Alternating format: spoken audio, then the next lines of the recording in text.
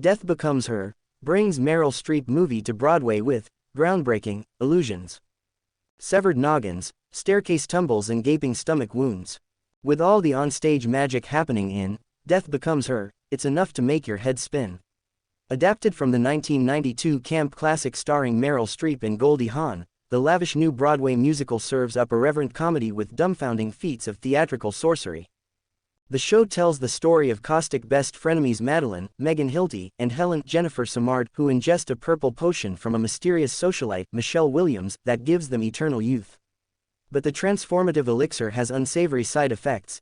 Even the slightest knock to their va-va-voom figures causes irreparable blemishes. So when the gloves come off and the ladies brawl, all manner of absurd body horror ensues. The movie won an Oscar for its outrageous visual effects. So naturally, illusionist Tim Clothier was daunted when he got the call about helping bring Death Becomes Her to the New York stage, taking the mantle from Rob Lake, who oversaw the effects for the show's Chicago tryout early last year. I knew the movie and thought, gosh, there's going to be some very tricky bits to work out, says Clothier, whose past credits include Cirque du Soleil and Blue Man Group. It's not a spectacle in Vegas where the magic takes center stage. Here, the magic needs to drive the story. So we really had to pull from our box of tricks. From a historical perspective, there are references to classic things that magicians would normally do, as well as some groundbreaking things we developed that no one's really tried before. The show's action centerpiece, if you will, is the Act 1 finale. In a heated confrontation with Helen and Ernest Christopher Sieber, the schlubby object of both their affections, Madeline is pushed down a mansion staircase, crunching her bones and mangling her limbs all the way down. The slow-motion plunge is one of the movie's most iconic images, and director-choreographer Christopher Gatterly, Newsies, racked his brain for months about how to bring that to life on stage. We literally tried everything: puppets, throwing dolls downstairs, exercise balls with wigs on them. We thought maybe we could build a robot, Gatterly recalls with a laugh. Nothing felt right. But he eventually cracked the code when he met actor, dancer Warren Young, an Olympic-trained gymnast who now serves as the production's acrobatics captain.